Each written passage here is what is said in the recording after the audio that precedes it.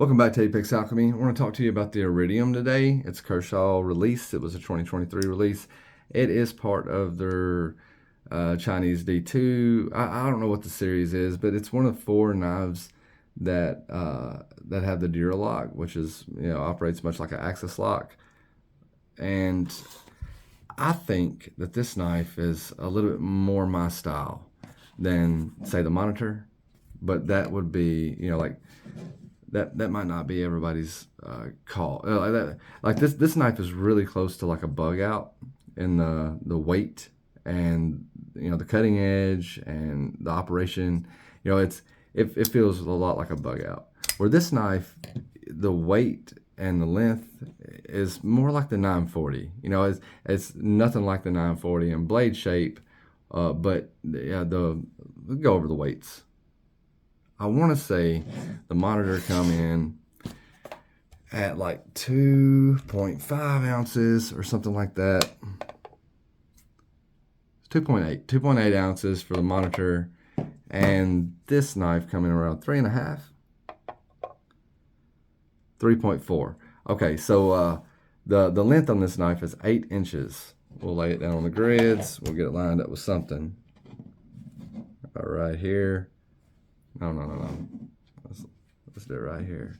Okay, so we got 1, 2, 3, 4, 5, 6, 7, 8. So it's maybe like 7.9 and some change, but it's real close to 8. I love what they did with the finish of the aluminum handle. That's in D2 steel, like all the other knives in this Duralock series.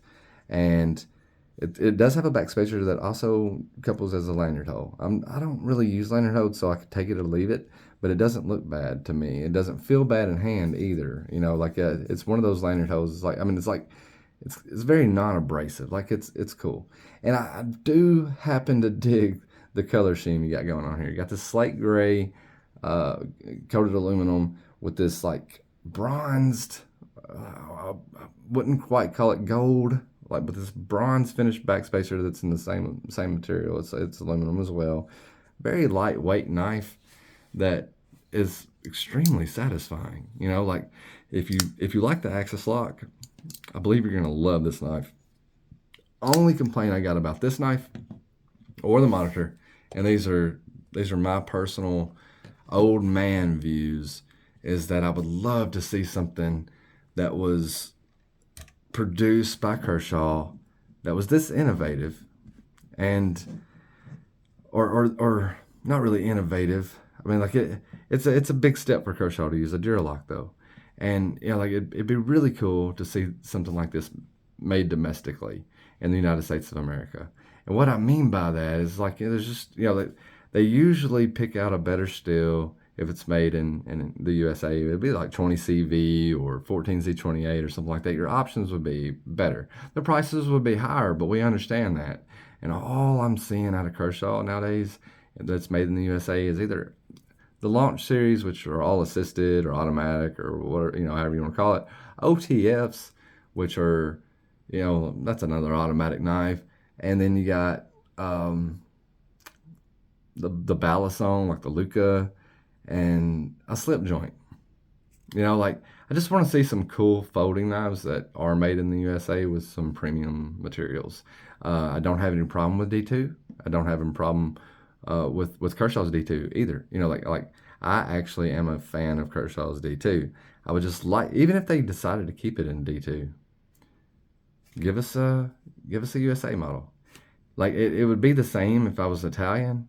And I was a huge fan of Fantoni back before Fantoni went out of business, and Fantoni decided to do, make all their knives in Iceland or something like that. It was wouldn't it be kind of cool just to have an American knife company make a knife in America every once in a while? That's not automatic or assisted. That's just where I'm at, man. I'm just itching for a good Kershaw a folding knife that's manual in operation with a decent steel. It doesn't have any kind of assisted features on it whatsoever, because we can open our own knives faster than you can help us open them. And we don't have to worry about your mechanisms gumming up. We don't have to worry about taking them apart and replacing springs and any of that junk, man.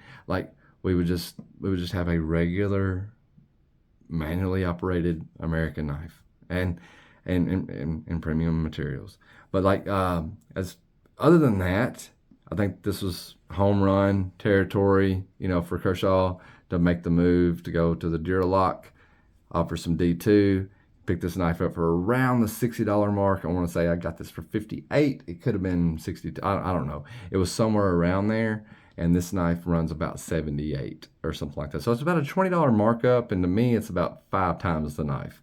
Not that I have anything against this, but you guys know I'm not a bug out fan. Like this knife, I believe, would be mass appealing to someone or to the bug out crowd. If you like the bug out like millions of people do, I think the Monitor is right up your alley. You'll like this knife better than you like the Iridium. It'll be more of a evergreen, people-pleasing, mass accepted knife than the Iridium. You know, you think about the Monitor as a bug out, think about the Iridium as a 940, you know, in a way. I know the blade shape has nothing to do with a 940, but that's about as close of a comparison as I could possibly give you if we were going to compare these to Benchmade. And why not compare them to Benchmade since they are using Les Diaz's axis lock? Okay. I believe that's all to cover. I'll throw a PM2 out there for size comparison as well. Let's get that, since the video is about the Iridium. Get those nice and lined up. So you see where you're at with the Iridium if you're familiar with the paramilitary too, and who isn't. And what else we got? The Ontario Rat, number 1. So you see exactly where you're at. You know, like, I think the knife is, you know, I don't know. I believe it's great. You know, like especially for what it is. And I've carried it for a day, but I'm going to carry it for longer, and I'll give you more opinions about how it carries and how it, you know, how it rides in the pocket, how it performs tasks later. So I will be using this knife. So if it's ever given away on the channel, you'll know it's used. Or you'll know it's used. But regardless, don't forget to check out our giveaway video that should be posted at the viewing of this video. And we will catch you on the flip side.